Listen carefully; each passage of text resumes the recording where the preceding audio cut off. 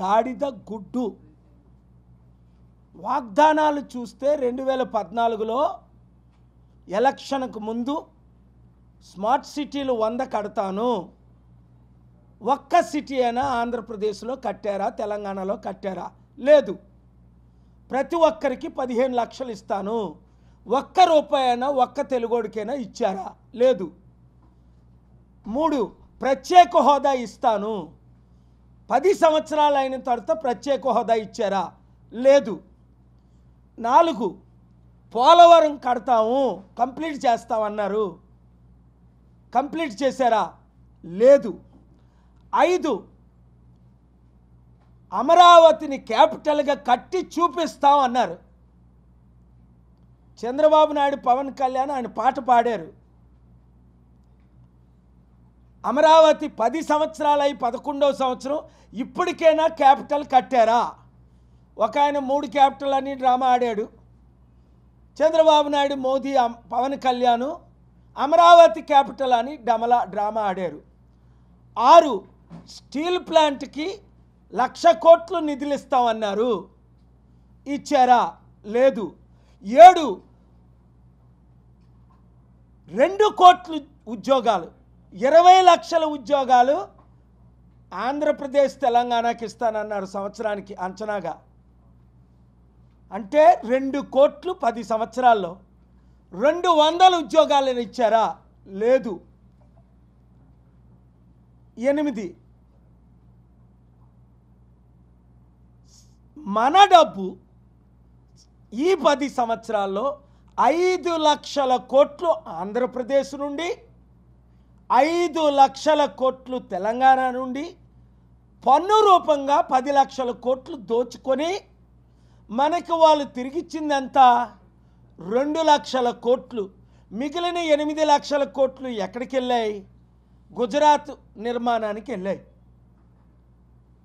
9 cabinet పొజిషన్లు, దాదాపు 10 పొజిషన్లు ఇస్తానన్నారు. ఈరోజు పనికిమాలిన 2 పొజిషన్లు ఇచ్చారు. పడిపోతున్న ఎయిర్లైన్స్. ఇలాగ చెప్పుకుంటూ పోవాలంటే 100 వాగ్దానాలు చేశారు బీజేపీ. 2014 మేనిఫెస్టో చూడండి. అమెరికన్ డాలరు రూపాయితో ఈక్వల్ చేస్తామన్నారు. ఆయన ప్రధానమంత్రి అయినప్పుడు $1 56 రూపాయలు, ఇప్పుడు డాలరు 86 రూపాయలు. అంటే 33% పడిపోయింది. 10 ప్రపంచ దేశాలన్నీ అమెరికా వీసాకి క్యూ కడతారన్నారు, మన ఇండియా వీసాకి. ఒక్కడు రాట్లేదు సరికదా. ఉన్న కంపెనీలన్నీ ఇండోనేషియా, చైనా, ఇతర దేశాలకు వెళ్ళిపోతున్నాయి. 14 ప్రధానమంత్రులు చేసిన అప్పు సంవత్సరానికి 1,00,000 కోట్లు. నరేంద్ర మోదీ గారు చేసిన అప్పు నెలకి 1,00,000 కోట్లు. 12 ఆంధ్రప్రదేశ్ అప్పు 10 లక్షల కోట్లు దాటింది. తెలంగాణ అప్పు 10 లక్షల కోట్లు దాటింది. 2 రాష్ట్రాలు వడ్డీ కట్టలేని పరిస్థితి. 13 2014లో వచ్చినప్పుడు మట్టి ఓదత్తులు పట్టుకొని పునాదులు తవ్వారు. 2025లో వచ్చినప్పుడు పవన్ కళ్యాణ్కి చాక్లెట్ ఇచ్చి వెళ్ళిపోయారు. ఇంకెన్ని చెప్పాలి? కానీ వీళ్ళేమంటారు? ఆ లోకేష్ కుర్రోడు, అనుభవం లేని కుర్రోడు అంటాడు, మన ప్రధానమంత్రి ఒక 100 మిసైల్తో సమానం పాకిస్తాన్కి. ప్రధానమంత్రి అట 100 మిసైల్స్తో సమానం అట పాకిస్తాన్కి. పాకిస్తాను, చైనా, నేపాల్ మన దేశంతో ఆడుకుంటున్నాయి. చైనా ఏమో మొత్తం బోర్డర్ అంతా ఆక్యుపై చేసేసింది. 15 పవన్ కళ్యాణ్ మోదీని తిట్టి, మీరు నార్త్ ఇండియన్ పార్టీ, ఇది హిందీ వాళ్ళ పార్టీ అన్నోడు ఈరోజు ప్రధానమంత్రి పాదాల మీద పడితే ఉప ముఖ్యమంత్రి పదవి ఆయనకి, అన్నయ్యకేమో ఒక రత్నం ఏదో ప్రసాదమో, ఇంకొక అన్నయ్యకేమో ఇక్కడ ఎమ్మెల్సీ సీటు. 16 చంద్రబాబు నాయుడు ఏమన్నాడు? మోదీ ఒక దరిద్రుడు, భార్యనే వదిలేసినోడు, పిల్లలంటే విలువ తెలియనోడు, ఇంత ద్రోహి లేడు అని 100 సార్లు అన్నాడు 2019 ముందు. 2020 బీజేపీతో పొత్తులు పెట్టుకున్నంత వరకు ఇప్పుడేమంటాడు, ఇలాంటి ప్రధానమంత్రి ప్రపంచానికే విశ్వగురు. వీళ్ళకి సిగ్గుందా? వాళ్ళ మాటల్లో విలువ ఉందా? ఇప్పుడు రేవంత్ రెడ్డి చూడండి, ఈరోజు హృదయంలో ఉన్నదే బయటకు వచ్చేసింది. ఏమన్నాడు? మమ్మల్ని ఢిల్లీ వాళ్ళు దొంగల్లా చూస్తున్నారు. ఈరోజు ఆడిన మాటలు, నిన్న ఆడిన మాటలు, మమ్మల్ని దగ్గరికి రానివ్వట్లేదు, చెప్పులు కూడా దోచుకుంటామని. ఒక సీఎంగా నాకు అపాయింట్మెంట్ ఇవ్వట్లేదు, నన్ను గజ దొంగలుగా చూస్తున్నారు, మా తెలంగాణ వారిని నీచులుగా చూస్తున్నారు అని అన్నాడా లేదా ఆయన? అంటే ఇక్కడ చంద్రబాబు నాయుడు మోదీ పాటలు పాడుతున్నాడు. ఎందుకు అంటే 52 రోజులు మోదీ అమిత్ షాలు జగన్ ద్వారా చంద్రబాబుని జైల్లో పెట్టినందుకే కదా.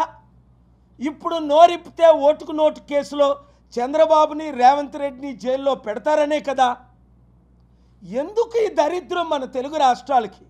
ఆ రోజు తెలుగుదేశం పార్టీ స్థాపించిన మహానాయకుడు ఎన్టీ రామారావు ఇందిరాగాంధీనే ఉడికించాడు 1983లో 202 సీట్లు గెలిచి. ఆ రోజు పివి నరసింహరావు ప్రధానమంత్రిగా ప్రపంచాన్ని వణికించాడు. ఈరోజు మన గతి అమ్మా నాయనా అని భిక్షం అడుక్కుంటున్నారు ఈ ముఖ్యమంత్రులు, 2 రాష్ట్రాల ముఖ్యమంత్రులు. ఒకరేమో పొగడతో నింపుతున్నారు, ఇంకొకరేమో భిక్ష వేసుకున్నా డబ్బులు ఇవ్వడం లేదు. చూడండి, 3 రోజుల క్రిందట అమెరికన్ వాషింగ్టన్ డీసీలో నా సమిట్ చూశారు. ఎవరు అటెండ్ అయ్యారు? 10లో పెద్ద మందిలో 9 మంది వచ్చారు.